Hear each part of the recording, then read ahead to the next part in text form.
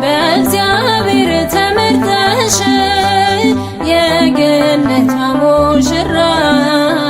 ቅድስት ክርስቶስ ሰምራ የገነት ሙሽራ ቅድስት ክርስቶስ ሰምራ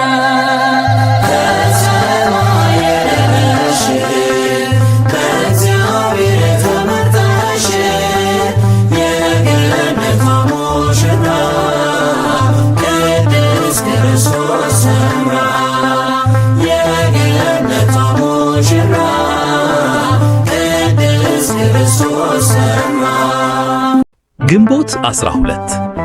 እናታችን ቅድስት ክርስቶስ ሰምራ ከእግዚአብሔር አምላካችን ጽኑ የሆነውን ቃል ኪዳን የተቀበለችበት፣ አባታችን ጻድቁ አቡነ ተክለ ሃይማኖት አጽማቸው ከደብረ አሰቦ ወደ ደብረ ሊባኖስ በታላቅ ክብር የፈለሰበት፣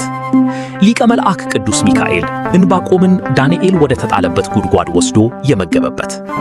ለዚህ ልዩ እና ክቡር ለሆነ ቀን እንኳን በሰላም አደረሳችሁ።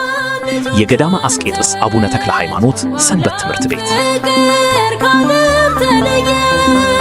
ለነፍሳት ትራራ